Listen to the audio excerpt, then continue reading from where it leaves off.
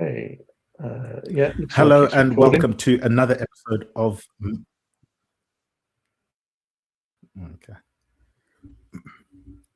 Hello and welcome to another episode of Money Talks. Now, I know there's a hot topic at the moment, and it's all about the Deloitte Football Money League, which is an annual report that ranks the world's highest earning football clubs based solely on their revenue, what they're generating from football operations. It highlights how much money the top clubs bring in from matchday income, broadcasting deals, and commercial activities, offering a clear snapshot of financial power in the global game. And I can't think of anyone better to be talking about this than none other than Mo Chatra from Anfield Index. Mo, first and foremost, welcome to the show, and it's good to be on another Money Talks. Yeah, and thank you. Glad to be back on with you, Tad. And yeah, as you say, it's been a big subject, not only for Liverpool fans, but for fans of most of the clubs, if not all, that were listed in the Money League this year. As always, various talking points highlighted from the Deloitte report. So yeah, looking forward to discussing with you. Yeah, it always brings up some interesting topics that we can dive into. And what I'm hoping to do today is share some observations with you, and then also pose some questions centered around the Money League and what we can learn from this year's report specifically. Maybe take some looks at what happened last year relative to this year as well. But I think there's no better place to start than looking at the top five, so to speak, in the Money League.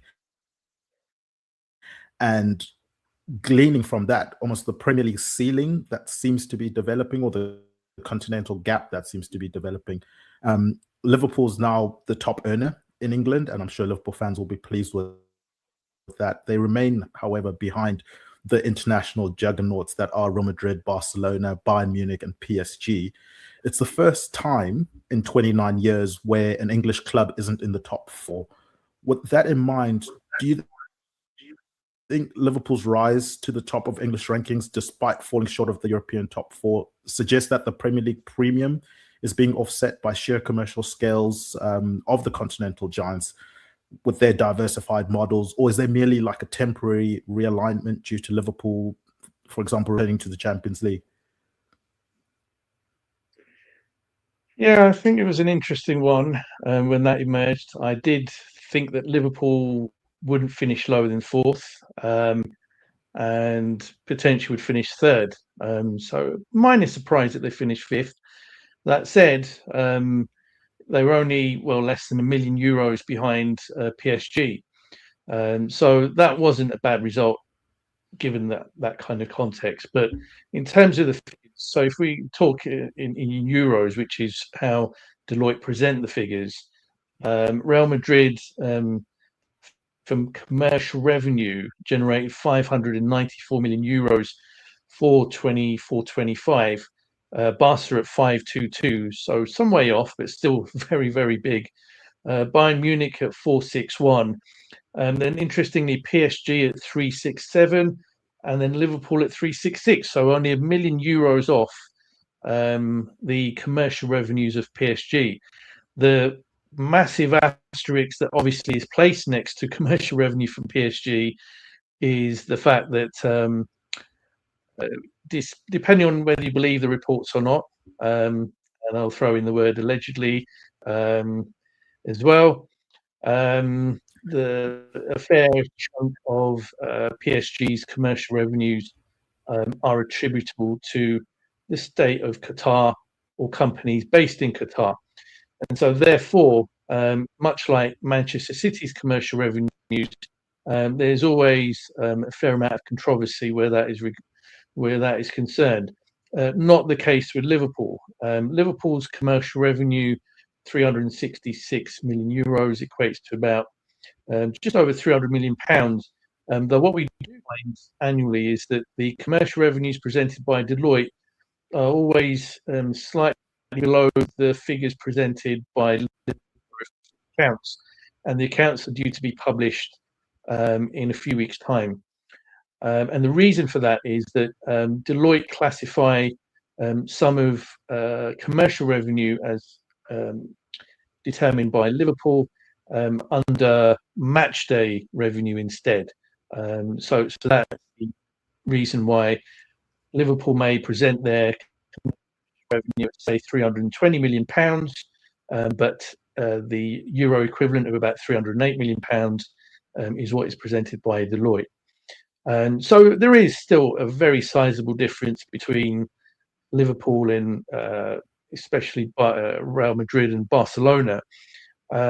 Where Barcelona's revenues are concerned, I think that some of that does include sale of exclusivity for seats in the refurbished stadium, which was a one-off contribution to the revenues last season. And as listeners will be familiar, the issues that Barcelona have had with finances have been very significant. So they will do anything and everything to pull at every lever possible to boost their commercial revenues. And we do know that they sold the thing to boost revenue. So that is somewhat inflated and a bit of a one-off. Same with Real Madrid. They moved into their new stadium. They did something similar as well. So those revenues are higher. They should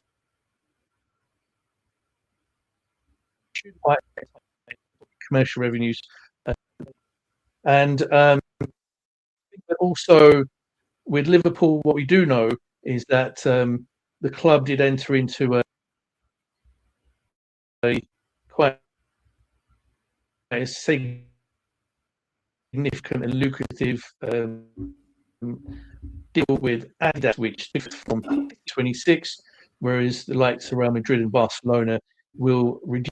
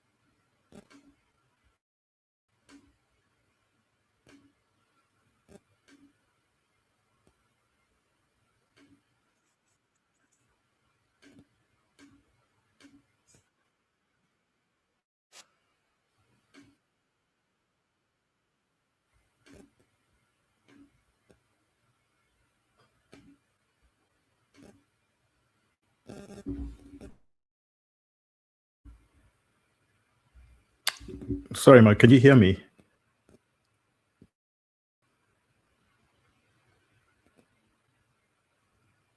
Can you hear me?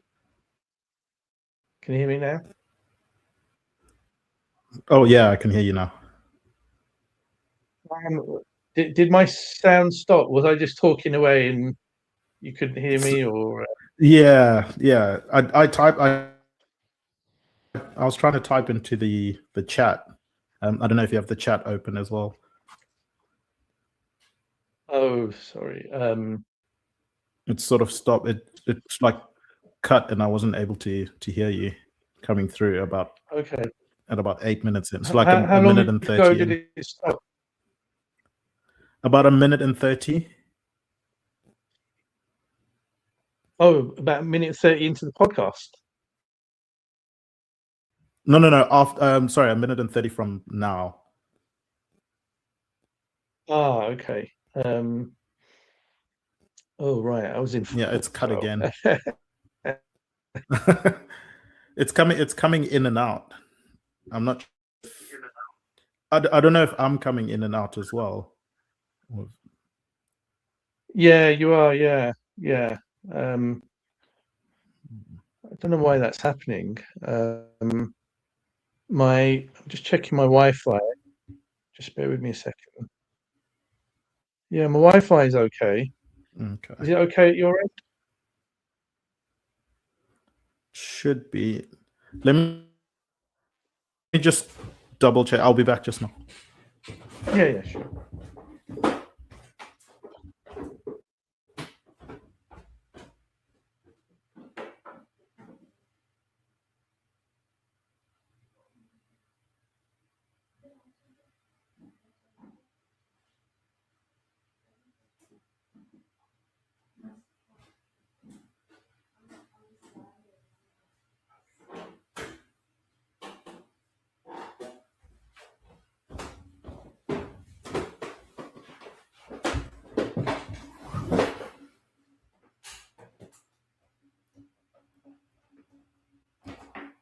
Yeah, mine seems to be okay. We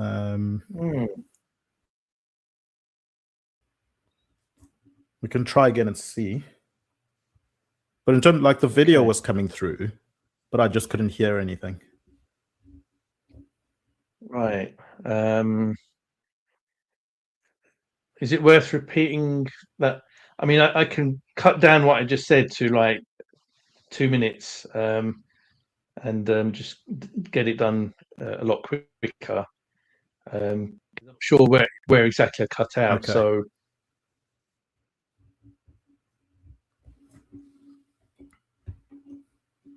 I've got the chat open as well.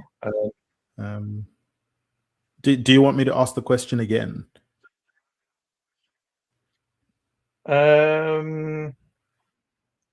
Yeah, but I'll keep the answer a lot shorter this time. So okay. All right, I'll take it from there.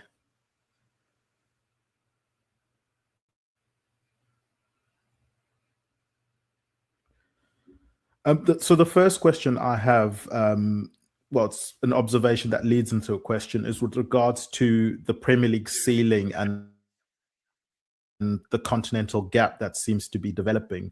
While Liverpool are now in the top earners in England, they remain behind the likes of Real Madrid, Barcelona, Bayern Munich, PSG, and it's also the first time in 29 years an English club is not in the top four from a global perspective.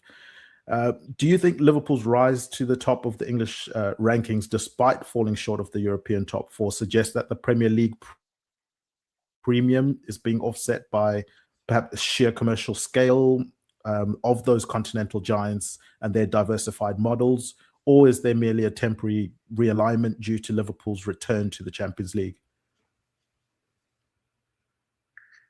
yeah, I think that's an interesting question. I think there's a bit of both, quite frankly. So Real Madrid and Barcelona, their commercial revenues. So if we express it in euros, which is how Deloitte have published the report, 594 million euros for Real Madrid, incredible. 522 million euros for Barcelona. Bayern Munich, still a very, very high 461 million euros, 367 million for PSG, and 366 million, only million euros less for Liverpool, which equates to about 308 million pounds. Though when the club accounts are published, the actual figure will be slightly higher. Deloitte classifies some of commercial revenue as matchday, whereas Liverpool's accounts will therefore show a slightly higher figure of maybe 320 million pounds. Real Madrid and Barcelona within have got some one-off income to exclusivity around seats, and therefore their commercial revenue should be lower for the current season when they're reported in Deloitte Money League 27. Whereas Liverpool commercial revenue should be up. The Adidas deal kicked in this season. That's seeing a significant boost to the kit deal revenues. And there are other commercial deals that Liverpool Football Club have put into place this season as well. Bayern Munich are a juggernaut in Germany, and they command top dollar for their marquee deals. So I would expect that Real Madrid and Barcelona's commercial revenues for the current season, I should say, should be slightly lower. Liverpool's should be slightly higher. So the gap should reduce. I did expect Liverpool to finish third in the Deloitte Money League. They finished fifth, but they were less than €1 million off of PSG. So came very close to finishing the top four. But nonetheless, a great accomplishment by Liverpool, and their commercial activities suggest that they'll be eyeing £400 million, which equates to close to €480 million in the next 2 to 3 years. Wow, that's quite promising if you're a Liverpool fan. And I want to dive into one of those revenue streams that you've mentioned, specifically the commercial revenue stream. And with regard to commercial diversification, we've seen, for example, the Swift effect, a key driver for Liverpool. If you look at their numbers, 7% of their commercial growth was the use of Anfield for non-match day events, including high-profile concerts. You've got Taylor Swift coming through, Dua Lipa, of course, Bruce Springsteen. We've seen other clubs like Tottenham Hotspur use this to great effect.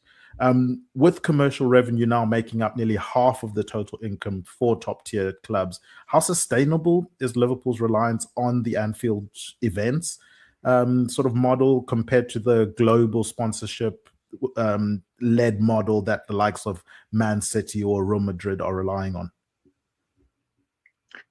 Yeah, I mean, I think it's something that they've learned from where Tottenham Hotspur are concerned. Tottenham Hotspur's commercial revenues for a club that very rarely wins trophies, has very little success, has a fan base that is smaller. And I say this with a smile on my face, knowing that your partner's a Tottenham fan. I've got my earphones in, so we're safe for now. But they I think have learned a lot from Tottenham in their kind of commercial model. Tottenham's commercial revenues are not far off Liverpool's, and when you think that the two clubs, in terms of support, viewing figures, social media engagement, are a very significant distance apart. Liverpool are far more popular, and yet their commercial revenue is significantly closer than you think. And a lot of that is based on the huge success of the Tottenham Hotspur Stadium. So I think Liverpool have seen an opportunity to try and emulate that to an extent in the Northwest. And over the last couple of years, they've had some success with that, with summer concerts. And, that has gone down well. And I think that the club have got some plan for the upcoming summer as well. So that certainly worked quite well for the club. But at the same time, the club is realistic to know that those concerts will generate sizable amounts of revenue, but the real money is in the marquee commercial deals, as well as the kind of secondary and tertiary tier commercial deals as well, and that's why the club still pursues global brands in the way that a City or United do as well. And the fact that the club is in recent times caught up with Manchester United is something. It's a feat that many fans, many onlookers who follow football finance and commercial activities in football would never have thought possible. So it's a massive well done to Liverpool, and I think that they'll pursue both. I think they'll look to continue with hosting events at Anfield, as well as trying to get even better deals for things like the front of shirt deal and the sleeve deal, which are both up for renewal at the end of next season. And the club will be looking at increasing those two collectively by a good £30 to £40 million per year. So again, a significant uplift from what they're currently earning. certainly seems to be one of those levers that you can pull, and if you can do it successfully, why not? One of the buzzwords that came from this year's report, certainly from my perspective, was wages and the wage bill, and sort of that holy grail of the 400 million benchmark that seems to be quite important to a lot of people. So Liverpool's wage bill, it surpassed 400 million for the first time, yet their wages to revenue ratio, it's actually improved to 60% due to a rapid income growth. As Liverpool becomes only the third English club to break that 400 million wage barrier, how does that 60% ratio influence their flexibility under the tightening UEFA financial sustainability regulations, for example, compared to their Premier League peers, who we've seen with the likes of Aston Villa, for example? A lot of teams are struggling with the PSR constraints that have been put on them.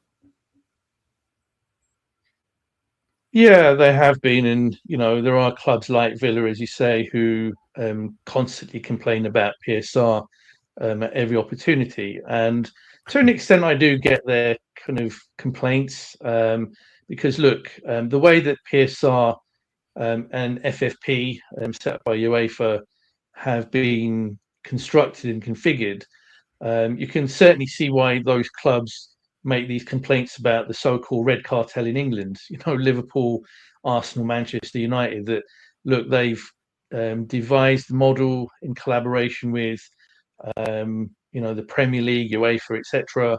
That is protected, and therefore, with clubs like Villa, with Manchester City, Chelsea, one or two others, where they may look for owners to invest significant sums, the owners and the clubs feel that they are being handcuffed to an extent in that regard. So I get all of that. But Liverpool's wage bill, just going back to that, is 420 million for 24-25, an eye-watering sum of money. And this, bear in mind, is in a season where, yes, the club won the Premier League, but it exited the Champions League only at the round of 16, and they didn't go as far into the competition. Furthermore, their two marquee contract renewals came right towards the end of the season in Virgil and Salah, and had those agreements been put in place towards the earlier part of the season, the wage bill would have been somewhere between 430 to 440 million.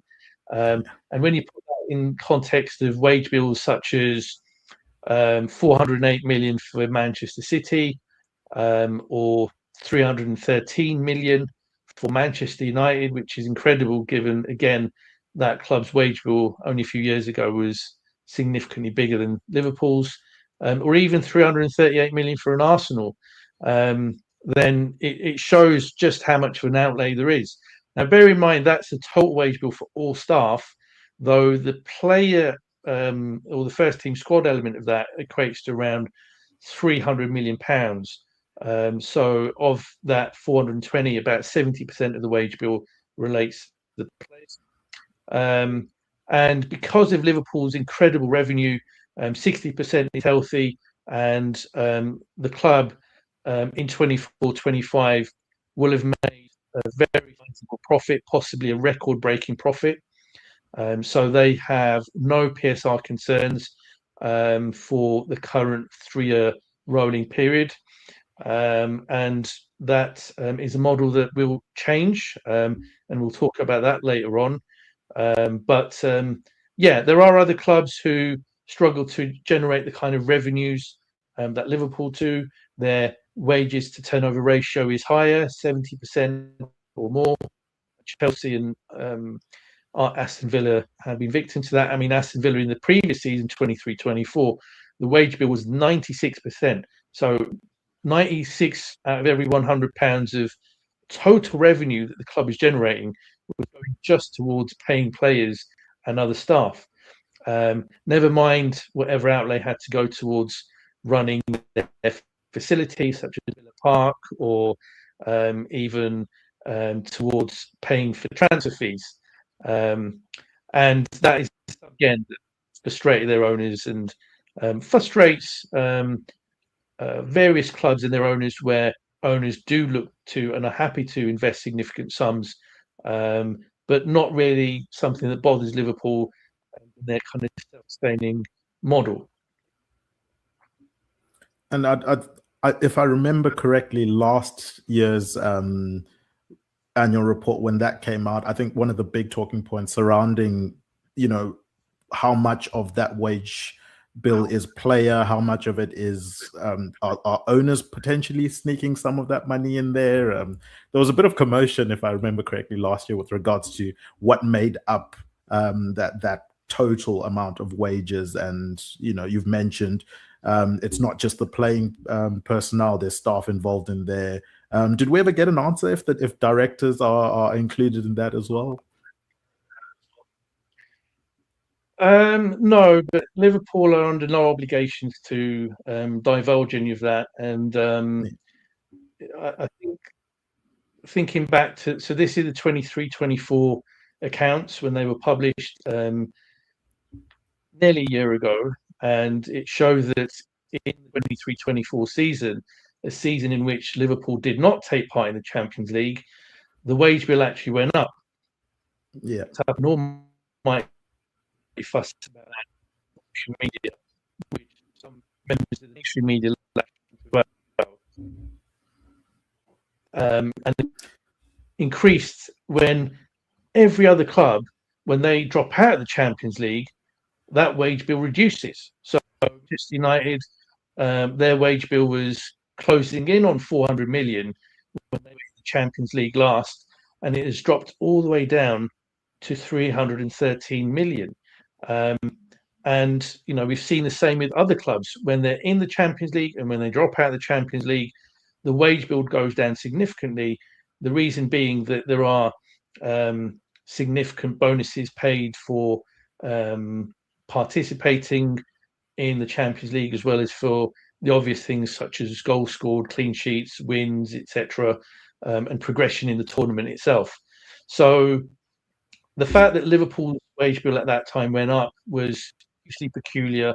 I did speculate that, well, is this because other people are also added to the wage bill that are maybe not directly under the employee of the club? I don't know. And it's not something that we'll ever probably find the truth to unless somebody whistle blew. But it just seemed very dubious when you compare it against what you see elsewhere every other.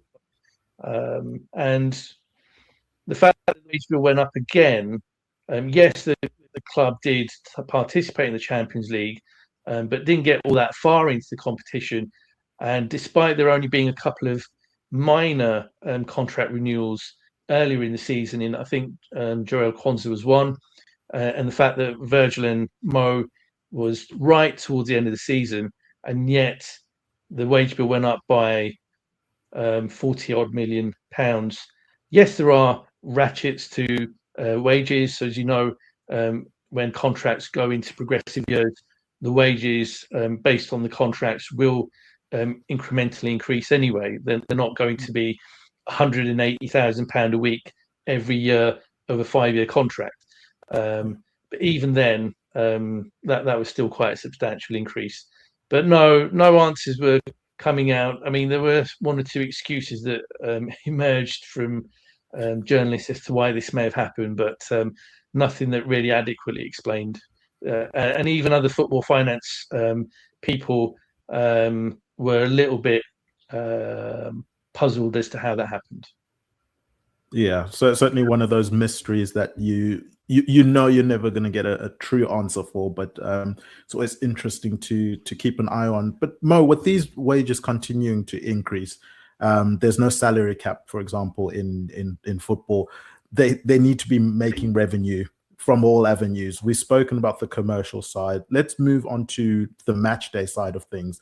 Match day revenue at Liverpool, specifically for this season, I think it was relevant because the Anfield Road expansion became relevant for the 24-25 season. It was the first full year with the expanded Anfield Road stand, pushing the capacity beyond 61,000 and contributing to a matchday revenue of around 150 million euros. From a Liverpool perspective, relative to some of the other clubs that are in and around the positions they want to be in or are in, it seems significantly low. I mean, I'm looking at Real Madrid, 233 million euros, Arsenal, for example, at 183 million euros.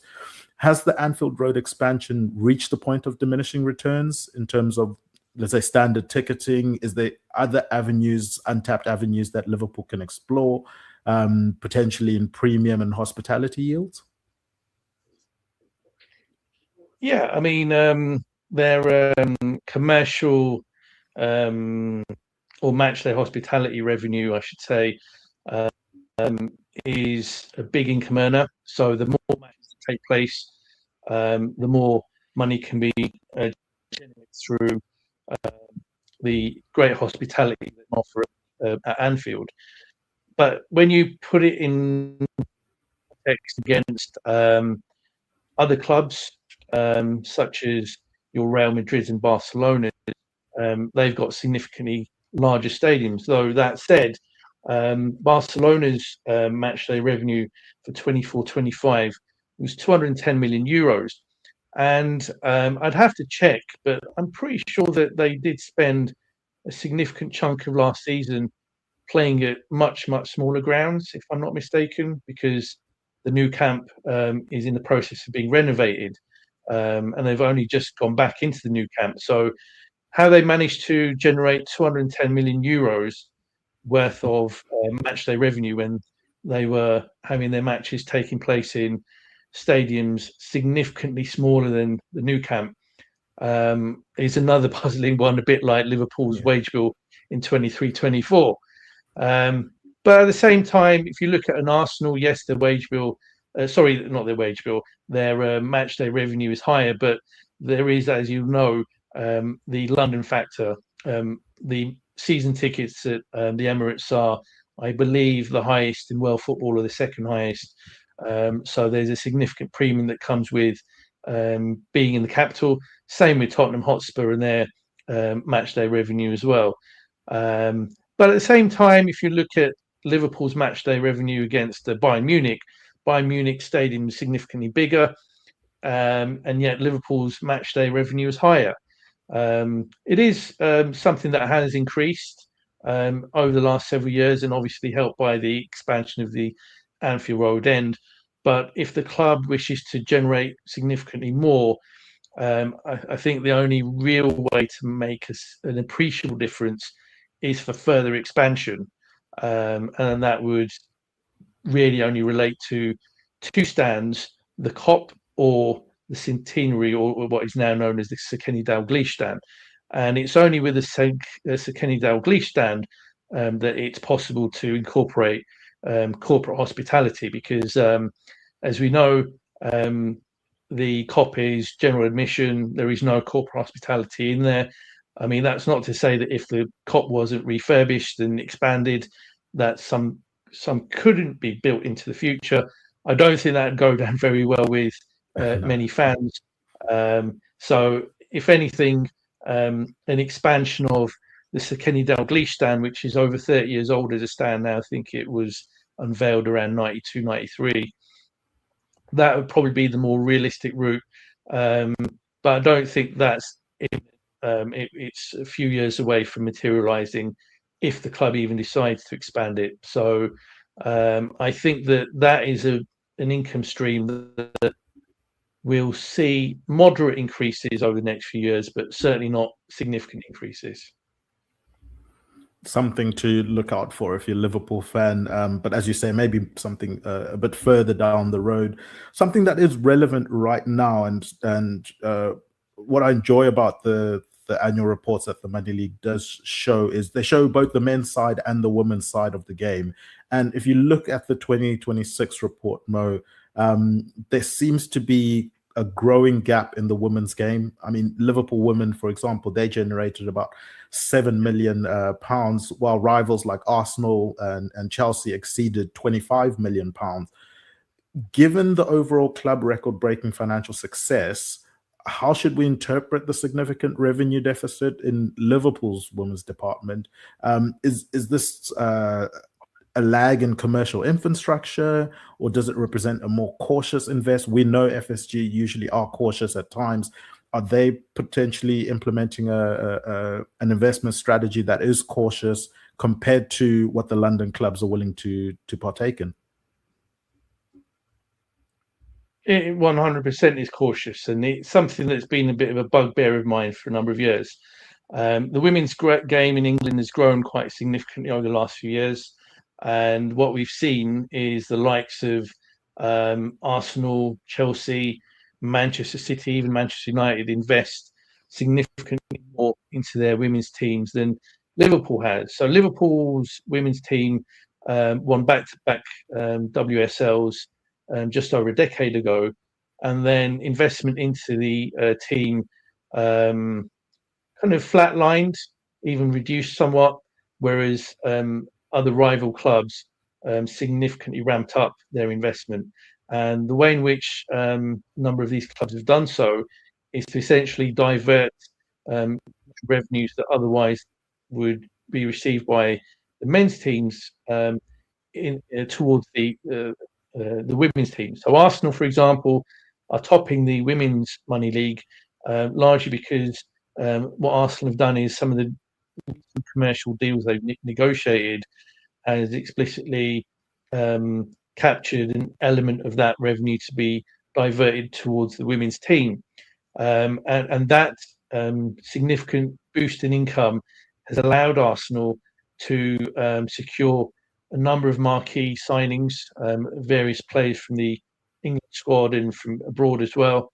And, other top clubs have followed suit. And Chelsea and Manchester City have had a lot of success over the last couple of years, and Arsenal obviously with the Women's Champions League last season. FSG and Liverpool Football Club have taken a very conservative view, have not placed as much of a priority on the women's club team, I should say, and so therefore they haven't been able to recruit and attract the biggest names and the best talent. And so that's why the team languishes at the bottom of the WSL. And that is something I'd like to see the club change, especially given the large amounts of revenue that it's generating. And as you know, about 7 million of revenue for the club at the moment, only about 15 million or so increase, i.e.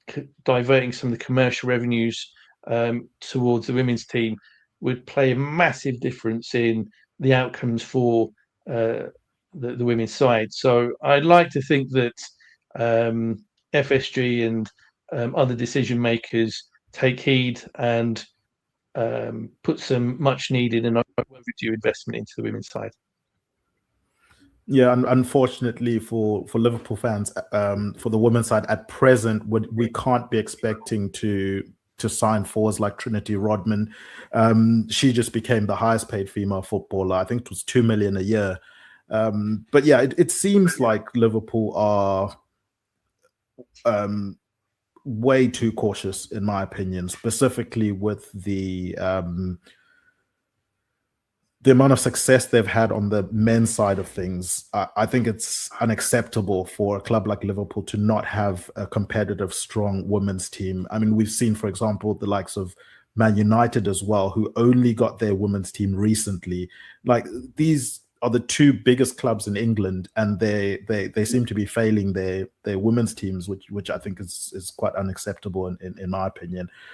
Mo, we've talked about how the money is made. We've talked about where it's being spent from a wage perspective, but I know a lot of fans will be curious about how it's spent in terms of transfers, and we are in the January transfer window at this present point in time. So let's talk a bit of the background finance with regards to that and see whether or not we can eke out some signings for Liverpool here. Big talking point, obviously, is amortization and the burden that has relative to revenue growth. Liverpool, of course, in the summer, they went big. They shattered the British transfer record twice in the summer of 2025 with an unprecedented 446 million outlay. While the 2026 Deloitte report shows record revenues of 836 million euros, if I'm not mistaken, how much does the resulting amortization cliff, which is effectively that annual accounting cost of these massive summer fees, how much does that limit their ability to add a high-profile winger or an impactful midfielder in this January transfer window without breaching the Premier League's new squad cost ratio limbs? Yeah, I mean, there's been a lot of frustration amongst Reds, followers of the club, during the month of January, looking at what has been a very underwhelming last few months. We went into the season, especially at the end of the last transfer window, full of optimism that Liverpool being the favourites to win the Premier League again, significant record-breaking investment in the squad. But clearly, for a variety of reasons, it hasn't quite worked out. And the hope was that, okay, well, given we're clearly short in certain departments, such as, at centre-back, defensive midfield, on the left side of the front line, even if at the very least addressing one of those issues is achieved in January, that would be something. As things stand, as we record this, it looks like none of those positions will be addressed in this month of January. So is amortization due to the deals struck in the summer a key factor behind that? In my view, no, it isn't. And the reason I say that is that the club were in a position to spend more than it did. So yes, it spent about 466 million in the summer, but we know for a fact that the club made efforts to spend even more, and that figure would have topped 500 million just by signing Mark Gahey, which came very, very close to being a done deal. On top of that, again, if rumours are to be believed, there's at least one other player that the club pursued, which would have added more to that outlay. So what that essentially means is there was unspent monies in the summer, and does that therefore mean that those monies are no longer available? No, it doesn't. So they could easily, as a club, have gone out and spent the monies that they'd intended to spend last summer. But what we do know is that the club and perhaps the owners have this kind of belief that spending in January is almost to be frowned upon. So the club doesn't tend to spend a great deal. I mean, it does obviously on occasion. We know significant outlay some 7-8 years ago on Van Dijk in January 2018, and we saw in other windows, the likes of Takumi Minamino come in as well. But on the whole, we don't tend to see a great deal of spend compared to other clubs like Manchester City last January, invested in a number of players, but clearly their financial model is a world away of difference to that of Liverpool Football Club. So, no, amortization is not a factor behind that decision. I think it's due to other factors based on certain principles that the owners like to abide by, and it's only in exceptional circumstances that the club will veer away from that. And one of those times was when we signed Luis Diaz some 4 years ago for a deal that we'd intended to get over the line in the subsequent summer. But the club decided, no, we don't want to miss out. We don't want him to go to Tottenham. And so we brought that deal forward and brought him in January. And my view is that there is a significant risk to that, because if the club doesn't manage to scrape a top 5 place and make the Champions League, then the revenues for next season are lower. And that then becomes a factor where the new rules replacing PSR next season can be problematic to some extent. So it is definitely in the club's do everything it can to finish in the Champions League places. And we've seen the right clubs react when they feel that their chances of making that top five are under threat. Chelsea with the appointment of Rosinia, and also the temporary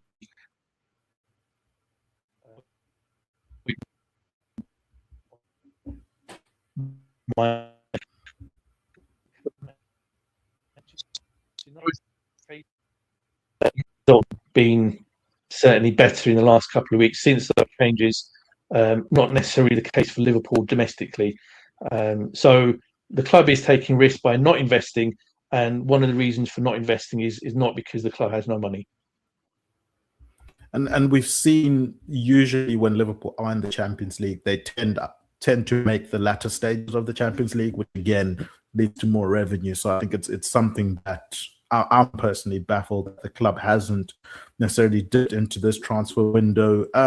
Let's try and tackle it from another angle then. If it's not amortization that's holding us back, could there be anything to do with a PSR issue? I know, 23-24 accounts showed a 57 million loss for Liverpool, but in contrast to that, Liverpool went and won the Premier League title, and they returned to the Champions League this season. So by all accounts, we should be expecting a swoop back into a significant profitability and healthy status from that perspective.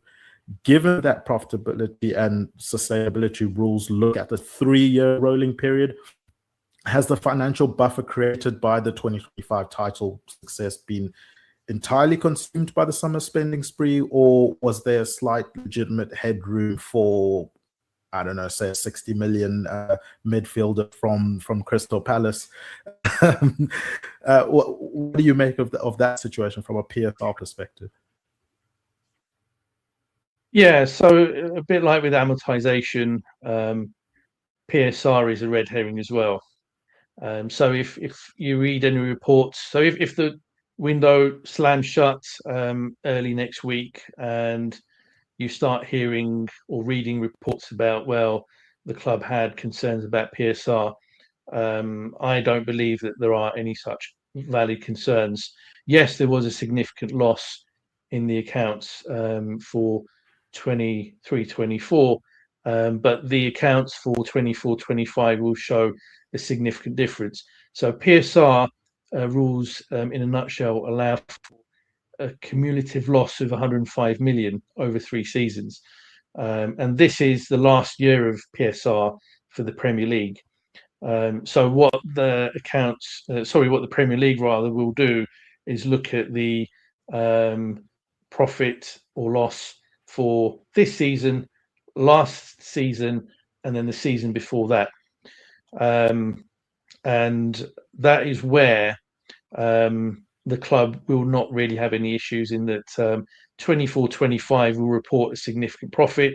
Yes, 23-24 reported a sizable loss that you just mentioned, but the current season will have come in at so that what the clubs do is come up with an estimate and a forecast for where they feel their profit or loss will end up, and they would have had to submit that earlier this month of January. And given that the club is again on track for revenues of 700 million plus, as well as the wage bill likely to be similar to what it was last season, and yes, there's clearly more amortization because of the heavy spend in the summer. There will still be a sizable profit. There was a lot of player sales where the accounting profit was very significant, so that'll prop up any potential slight operating losses. So in simple layman's terms, is Liverpool going to be running close to that 105 million deficit over 3 years? No, it won't. It will be quite the opposite. So PSR, again, is not something that would have caused any significant concern, which would have prohibited spend. That is not a factor in any lack of activity in the month of January and the transfer window. And I would think from a personal perspective that keeping yourself in a healthy position with regards to the PSR would allow you to go in a January window and spend when you see there's a risk of not making Champions League. Whereas maybe an Aston Villa who are complaining about it, they see the opportunity to make top 4, top 5. They want to cement that, but are unable to with maybe restrictions they have. I would have thought that Liverpool would be wanting to go and just sure things up, get an insurance policy or two in there. But Mo, you hinted at change a bit earlier on, and there is new SCR framework which leads to this dual threshold dilemma. Effectively, Premier League clubs, from my understanding, they're permitted a spending cap of 85% of their football revenue, yet those qualifying for UEFA competitions are bound to a stricter 70% limit. For a club like Liverpool, who do sit on that cusp of this dual threshold, does that 15% discrepancy effectively create a success tax?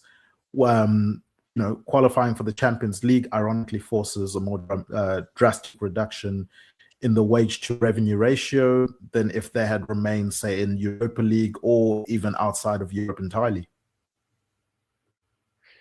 Yeah, I mean, in terms of a simple answer, does it create a success tax? To an extent, it does, yes. However, what other clubs who don't manage to secure a European place will argue is, well, look, yes, that 15% is ostensibly more challenging. However, if you're making it into the Champions League, you're likely to be looking at revenues of 80 million just from the actual rights fees, never mind whatever is also generated from matchday. What the clubs will argue is that difference of 15% is more than offset by the significant boost to income. Where it's important to note a distinction, though, is that this applies not just to Champions League places, but to all European competitions, including the Europa League and the other competition, the name of which I always Europa Conference. Absolutely, there we go. Thank you. And I should get to know that competition's name, given that there is a possibility Liverpool end up in it next season. So the reason it potentially becomes problematic is that should Liverpool end up in that competition, God forbid, the club may be looking at TV revenues of maybe £20 million at most. That's just to get to the final. Whereas making it into even a reasonable way into the Champions League, TV rights fees from UEFA will be about 100 million. So there's £80 million difference in that.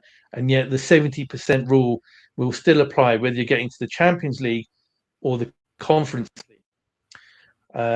So that's, again, another very concerning thing for Liverpool, where should they finish in the Conference League places, go into that competition next year, their revenues might be dropping down to, say, about 640, 650 million. Whereas if they were to get into Champions League and get to, say, the quarterfinals, they would be looking next season at revenues of about 750, 760 million pounds. So there's a difference overall of a good 100 million or so when all is said and done. And yet the 70% rule still applies. So 70% of 650 is something that I'll have to try and figure out in my head as we speak. 195, yeah. So we're talking about 460 million or so in terms of the cap. Now, Liverpool's player wages are about 300 million. Then you add on to that amortization, plus the salary of the head coach, plus any fees towards agents. So that is what the new financial rules are framed around. It's squad cost ratio. In simple terms, what is the cost of your players, your head coach, your agent's fees, and amortization relative to your turnover? So for Liverpool, if they make it into any European competition, it's 70% of the revenue. If it's not making even any of those competitions, it will drop down to 85%. So that's yet another reason why the club would need to try its best to make the Champions League, because that 70% rule will be the difference between achieving that threshold quite comfortably and getting far too close to comfort if the club ends up saying the Conference League next season. So if that is the case, then it will, without question, have an impact on the business that the club can do because of the amortization impact of the squad cost ratio. So it will be in the club's interest to try and keep amortization down, and the way in which to keep that down is to limit spend on new acquisitions. And at a time when we all know Liverpool need to bring in a number of players, there are already gaps in that squad. There is the likelihood that Ibu Konate may leave in the summer. There's a likelihood that Andy Robertson, never mind the summer, could even leave before the end of this transfer window. So, you know, we're talking minimum 5 positions, possibly 6 if Mo goes in the summer too. So at a time when the club probably needs to do some quite urgent business in the summer, to be handcuffed by the new rules, if it ends up in the Conference League, would be not quite a disaster, but a significant problem. So that again is why I'm a bit surprised that the club seem to be so relaxed about the club's current predicament, whereas we've seen others react and take some swift action, and some of that action has resulted in some positive changes already. So we'll see. I think it's a risk. It's a significant risk, but it appears to be one that FSG and the club are willing to take. And it's something they've done in the past, you know, in terms of taking that calculated risk of backing the squad and backing the manager to make top 4, top 5, whatever's needed to stay in Champions League football. I think also an important thing from my perspective, one thing that pops in my head when you're talking about these risks of making Champions League, not making Champions League, is then looking at what sellable assets Liverpool do have from a squad perspective. All of a sudden, McAllister looks a very, very sellable asset if Liverpool become in trouble, you know, at the end of next season. You can't be losing players like a Konate for free. You can't be losing, you know, the talent and the leadership that Mo Salah and Andy Robertson bring. While they might not garner the revenue that you would expect from previous years, it's still impactful and to replace that, because you're going to be spending a lot of money to replace what they bring to the team. So there's a lot of work to do. You would think you'd split that up between January and the summer, because there's no way of we're going to do it all in the summer, which makes me, again, snowball effect, worry about then the next season, are they going to leave themselves short again? But Mo, I think we can leave it there for now. Thank you so much for going through this with us. It's always a privilege being on this show and hearing you break down things so well for us from a financial perspective and the implications that it has for us fans. You know, and I know non-Liverpool fans also listen to this because it gives them an insight into what is happening in and around football from a financial perspective. That's going to be for another Money Talks. Mo, do you have anything you want to plug, put over, or promote before we wrap up? Well, it's been a while since Money Talks was last put out, so glad to be back. And we do have the accounts to be released in just over a month's time by the club.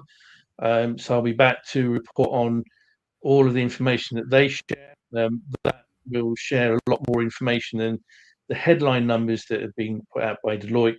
And in addition to that, also hoping to cover other aspects of the club where football finance is concerned, and also do some comparisons as well and exploration of the wage bill and how that all operates, because that's always a subject of discussion amongst fans, and there's a lot of misconceptions and misunderstanding about player remuneration, and so hopefully that will help to put some of the misconceptions to bed, and I look forward to doing that in the coming weeks. Thank you, Mo. Just as an aside, one of the most frustrating things for me have been those websites that have popped up that give player wages, and yeah, let's safe to say a lot of that is not representative of what's going on behind the scenes. But Mo, huge thank you for that. From my end, guys, go and check out Anfield Index. There's Anfield Index Pro as well, which is the subscription-based service where you get all of the podcasts without any adverts in it. For example, Media Matters, where we talk to media around the nation. There's Scouser-Tommy, where we dive deeper into Liverpool fandom, as well as Daily Red, where you get to catch up on Liverpool news each and every day during the week. And there are obviously pre-match shows, post-match shows. And then also go and check out the sister website of Anfield Index, which is EPL Index, where we discuss the Premier League as a whole rather than focusing on Liverpool itself. But from my end, a huge thank you for listening. From myself, from Mo, and the rest of Anfield Index. Take care and have a good night.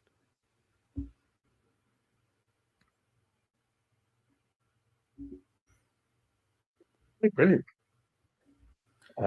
Thank you for that. Thank you. Yeah. And the